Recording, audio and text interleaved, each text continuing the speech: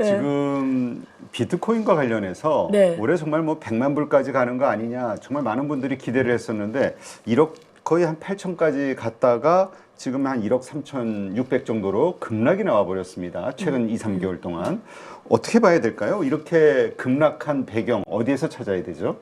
저 사실 제가 하는 안경투 유튜브 있잖아요. 거기서 제가 올해 거의 비트코인 전망 20만 불 이렇게 얘기한 적이 있어요. 그래서 근데 저는 지금 뭐 11월이니까 얼마 안 남았잖아요. 그래서 20만 불 가는 게 되고 안 되고는 뭐 정확하게 그 수치는 뭐 우리가 아무나 정확하게 찍을 수는 없잖아요. 근데 흐름이 중요하거든요. 그래서 우리가 올해 최고점이 12만 5천 달러까지 갔어요. 그게 중요해요. 그러니까 우리가 매년마다 최고점을 보는 게 중요하거든요. 그래서 작년에는 뭐 한 7만에서 8만 달러 정도 하다가 올해는 최고 12만 5천 달러 갔다가 지금 떨어져서 9만 달러 왔지만 어쨌든 내년도 최고점을 더 높게 찍을 거라는 거지. 그러니까 그런 매년마다 높이 찍는 그 최고점 매년마다 계속 우상향했어요. 네. 그게 중요해요. 그게 흐름이거든요. 그래서 올해는 지금 9만 달러 내려왔는데 저는 개인적으로 왜 내려왔냐를 보면 아래와 같은 몇 가지 원인, 일단 큰 외부 질서를 놓고 봤을 때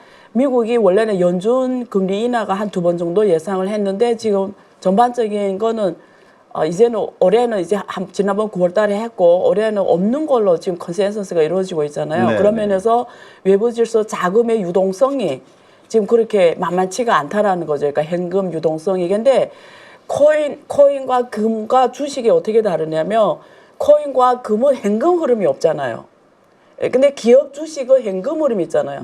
그렇죠. 기업이 돈 벌잖아요. 그러니까 현금이 들어오는 데 있는데 코인과 금은 순수하게 유동성이에요. 그러니까 수요 측면에서 보면 유동성이에요. 그리고 공급이거든요. 근데 금도 캐는 게 한계가 있죠, 매년마다. 그렇죠. 그리고 지금 비트코인도 이제 점점 어려워져가지고 1년에 한 공급량 한 450요 정도밖에 안 돼요. 매번 이렇게. 그러니까 이게 공급량은 한정되고 그냥 유동성에 따라서 이게 비트코인 가격이 엄청나게 변해버리는데 지금 유동성 보면 되게 타이트한 거죠. 이게 네. 막 유동성이 막 올해 전체를 보면 엄청 유동성이 많이 들어왔어요. 그래서 올해 트럼프가 들어와서 그 유동성이 다 어디 갔냐면 미국 AI 빅테크 주식에 갔고 그다음에 코인에 간 거예요. 또 트럼프가 스테이블 코인, 지니어스 액트라든지 이런 법안을 지금 클래리티 액트까지 통과시키고 있고 해서 디지털 자산 기본 법안 다 완성이 되고 있잖아요. 그러니까 그게 지금 다 유동성이 코인으로 갔고 그게 12만 5천 달러가 민 원인이었는데 근데 여기에 우리가 주목해야 되는 게 유동성 측면에서 보면은 기관들이 많이 들어왔어요. 그러니까 스테이블 코인도 그렇고 ETF, 비트코인 현물 선물 ETF도 다 기관들이거든요. 근데 이 기관들은 연말이 되면 한번 포지션을 정산하고 가요. 그러면 지금 비트코인이 떨어진 거 보면 다 수익을 실현하는 단계 이게 정산이지 손실 보고 적는 건 아니에요. 그러니까 ETF가 펀드를 들어와서 한 번 지금 연말 정도 정산하고 내년 초에 다시 들어가거든요. 네. 세금 이슈도 있어요. 세금. 그래서 그런 면에서 지금 이 ETF라든가 현물 이런 유동성 측면에서 타이트한 게 있었다. 그다음 그동안 레버리지 투자가 많이 됐고 네. 좀 AI 주식도 과열이 됐지만 코인도 과열이 많이 돼서 올라갔었잖아요. 그게 네. 지금 한번 조정받고 가는 거거든요. 그래서 비트코인은 이렇게 뭐 2만 달러, 3만 달러 움직이는 건 1도 아니에요. 그러니까 지금 한 25% 하락한 거거든요. 네. 그러면 이거는 너무란 변동성이에요. 코인한테는. 그래서 저 같은 경우에는 오히려 지난번에 10만 달러 넘어가면서 계속 거기서 이렇게 움직일 때 야, 이제는 좀 힘들겠다 이 생각했는데 지금 10만 원에 떨어졌으니까 빅세일이라고 생각하는 거죠. 예, 그래서 이럴 때는 오히려 포지션을 더 늘리려고 생각하는 거고요. 그 다음에 고래 움직임이 중요해요. 그래서 그렇죠. 고래 움직임 얘네는 오래 갖고 있는 애들이잖아요. 그리고 많이 갖고 해서 우리가 CDD 지표로 보는 건데 이 CDD 지표 보면 오래된 고래들이 좀 팔았어요. 네. 그게 뭐냐면 한 번 정도는 이익을 실현하고 가는 거거든요.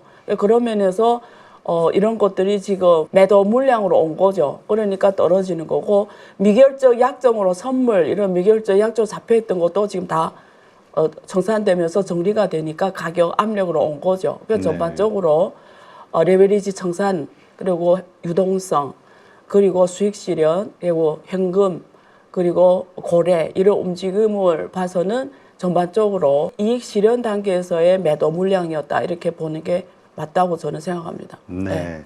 근데 이제 많은 분들이 걱정하는 게 네. 즉 이제까지의 그 사이클 이론으로 보면 네. 하락이 시작이 되면은 뭐 70% 가까이 폭락한 적도 있었잖아요. 네, 맞아요. 그러니까 이번에도 그런 것들이 나오지 않을까에 대한 폭락장에 대한 두려움을 가지고 있는 것 같아요.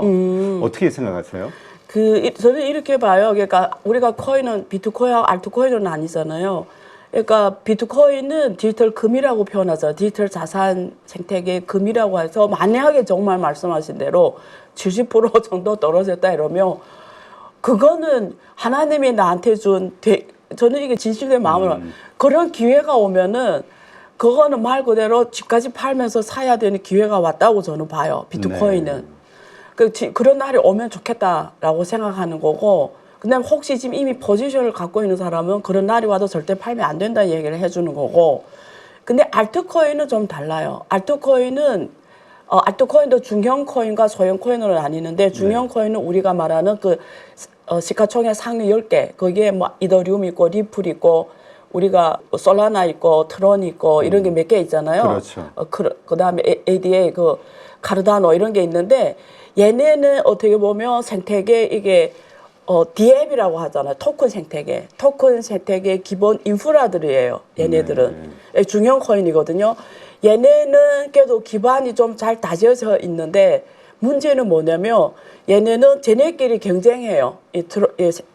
웹3 생태계를 놓고 하나는 속도 빠르고 하나는 비용이 싸고 하나는 보안성이 확실하고 이게 쟤네끼리 생태계. 근데 그 중에서 이더리움이 가장 대장주인데, 그러니까 그런 면에서 경쟁 생태계, 그리고 사람들이 앞으로 웹3 프로젝트 하면서 어느 인프라를 많이 쓰는, 네트워크를 많이 쓰느냐에 따라서 갈 애들은 가고 못 갈 애들은 못 간다. 지금 이렇게 구분이 될 거예요. 이게 네. 중형 코인이고, 나머지는 다 소형 알트코인들인데, 소형 알트코인은 어떻게 봐야 되냐면, 스타트업이에요. 그냥. 우리가 스타트업 확률은 1000개 중에 하나가 성공하는 소리거든요. 그렇죠. 그래서 알트코인은 만약에 70% 떨어져 버렸다 이러면 그거는 좀 조심스럽게 접근을 해야 돼요. 그 떨어진 원인이 어디에 있는지, 왜 떨어졌는지. 그러면 스타트업이 막 버블러 가다가 폭락했다는 얘기인데 그거는 좀 봐야 돼요. 그래서 저는 나누어서 볼 필요는 있다. 근데 조금 양보해서 말하면 비트코인, 그 다음에 이제 중형 코인까지 만약에 70% 떨어졌다 이러면 저는 굉장한, 사실 우리가 살면서 주식하고 채권에서 이런 기회가 잘 안 와요. 이 정도 기회는 안 와요. 지금의 25% 급락도? 예. 그래서 코인이 생태계가 아직도 좋은 게 이 주식하고 전통 금융 상품에 다른 게 뭐냐면 코인은 24시간 돌아가고 그 다음에 진입 장벽이 전혀 없고 그 다음에 소형 투자도 완전 가능한 거예요. 그러니까 내가 늘 말하는 것처럼 커피 한 잔 값 5,000원으로 비트코인 사토시 단위로 살 수가 있는 거잖아요. 근데 이 코인, 알트코인 포함해서 비트코인 포함해서 20%, 25% 움직이는 일도 아니에요. 그럼 내가 욕심만 버리면 매일 몇십 프로 수익 기회가 있다는 거예요. 근데 네. 주식은 이런 기회 없어요. 일단 주식은 서킷 브레이커라는 제도가 있잖아요. 10%만 딱 떨어져도 딱 제동을 걸어버리잖아요. 근데 코인은 그게 없어요. 그래서 내가 욕심만 안 부리면 내가 5%만 딱 먹고 나오겠다. 뭐 이러면 크게 내가 자주 그런 기회를 만들 수 있는 아주 좋은 유동성이 좋은 시장이라는 거죠. 그런데 그렇게 보는 게 좋지 않을까. 네. 그렇다면 이번에 그 말씀하신 여러 가지 네. 이유로 지금 25% 정도 급락했지만 이건 네. 일상적인 거고 네. 과거처럼 그런 폭락 사이클은 오지 않을 것이다로 보시는 건가요? 예, 저는 이게 폭락이 되려면 하나의 시나리오밖에 없어요. 공급은 제한돼 있잖아요. 네. 저는 지금 비트코인을 말하고 있어요. 공급은 점점 반감기가 가면서 이게 공급은 점점 줄어들게 돼 있거든요. 전반적으로. 그러면 폭락이 올 확률이 어디서 올까요? 공급이 확 늘어나서 나는 폭락은 없어요. 그냥 유일하게 수요층이거든요. 그냥 결국은 코인이란 건 정확하게 유동성 시장이에요. 이게 공급하고 수요 측면인데 정확하게 완전 유동성에 따라 가는 시장이 코인 시장이에요. 그러면 유동성은 과거에는 기관들이 들어오기 전에는 그러니까 ETF라든지 이런 선물, 현물 이런 게 나오기 전에는 주로 개인 위주, 정말 이런 뭐 완전 이런 투기 시장 이런 거였어요. 근데 이제 기관 자금이 들어오면서 레버리지를 쓰는 애들이 또 들어오면서 기관들이 들어오면서 이 시장이 전통 금융 시장하고 방광기 패턴하고 달리 가기 시작했어요. 그래서 방광기 그 패턴이 안 먹히는 거예요. 4년에 한 번씩 오는 거에 따라 보통 옛날 패턴이 이랬어요. 방광기 한 번 오면 그 다음에는 방학이 지나서 6개월에서 1년 사이에 최고점을 찍거든요. 이게 하나의 패턴이었어요. 근데 지금 그게 안 먹히는 이유가 기관 자금이 들어오고 전통 금융 시장하고 이게 맞물려 컨무브먼트 동조화가 가버린 거예요. 그러니까 이거는 완전히 연준의 이런 유동성 거시경제 질서 속에 들어와 버린 거예요. 이게 장점이 있고 단점이 있어요. 장점은 유동성은 늘어났는데 단점은 오히려 정부 거시경제 흐름의 영향을 받게 된 거죠. 네. 원래 옛날에는 영무브먼트, 그러니까 같이 안 갔는데 좀 해체할 수가 있었어요. 내가 이게 안 될 때는 이거 하고. 근데 지금은 동조화가 굉장히 높아져 버렸어요. 이게. 그래서 지금은 점점 이게 사실 ETF라는 게 그 역할을 한 거거든요. 전통 금융 자금들을 이게 가상자산 생태계로 들어오게 하는. 그래서 전반적인 하나의 사이클로 가버렸죠. 그러니까 세계 유동성 사이클로 가버렸죠. 그래서 폭락이 온다는 거는 이런 경우가 있겠죠. 미국이 관세를 계속 때리니까 지금 계속 그 인플레이션, 경제에 대한 우려 이런 게 지금 좀 고민하는 거잖아요. 연준이. 네. 물가를 못 잡을까 봐. 그래서 유동성을 굉장히 타이트하게 가는 경우인데 결국은 본질적으로. 근데 저는 트럼프 미국이 내년에 유동성을 그렇게 타이트하게 가져갈까? 내년에 중간선거 있잖아요. 네. 그 쟤도 지금 중간선거가 지금 위협받게 생겼어요. 지금 보면. 그러게 지지율 뭐 40%도 안 된다는. 안 돼요. 네. 네, 30%. 그러니까 지금 위협받게 생겼는데 내년에 만약 유동성 타이트하게 가면 경제는 어떻게 하겠다는 거예요? 희망이 없어요. 특히 중국하고 지금 1년 싸움을 유예했잖아요. 그게 그렇죠. 그래서 하는 거거든요. 근데 어쨌든 그런 면에서 내년에 유동성을 타이트하게 갈 확률이 저는 낮다고 봐요. 그래서 대폭락할 시나리오가 어디서 오냐 이거지. 전반적으로 네. 봤을 때. 예. 그렇다면 지금 25% 급락한 이 시점도 네. 정말 좋은 그 매수 기회라고 봐야 되는 건가요? 아니면 조금 더 기다리는 게 필요할까요? 그거 좋은 질문이에요. 그러니까 들어갈 때 왜 지금 안 들어간 사람들이 들어가고 그렇지. 싶을 거 아니에요. 뭐 그러면 이미 들고 있는 사람들이야 버티는 그렇죠. 거고. 근데 만약에 들어간다는 걸 전제로 하면은 한 번에 들어가는 게 아니고 제가 늘 말한 게 DCA 전략이라고 평균 단가를 낮추는 전략. 그러니까 내가 뭐 1억을 투자하겠다면 1,000만 원씩 이렇게 뭐 주별 단위로 혹은 월별 단위로 이렇게 천천히 들어가면 전체적인 흐름에 이게 막 확 올라갈 수도 있고 떨어질 수도 있는데 내가 평균 가격 맞춰가면 갈 수가 있고 한 번에 들어가 보면 만약에 9만에 샀는데 7만 가버리면 그게 막 여유 떠니면 상관없어요, 솔직히. 근데 만약에 딱 요거 보고 정말 자금을 갖고 투자했다면 위험해지는 거죠. 그래서 점진적으로 포트폴리오를 확 갖고 가는 전략, DCA 전략으로 가는 게 맞다. 알겠습니다.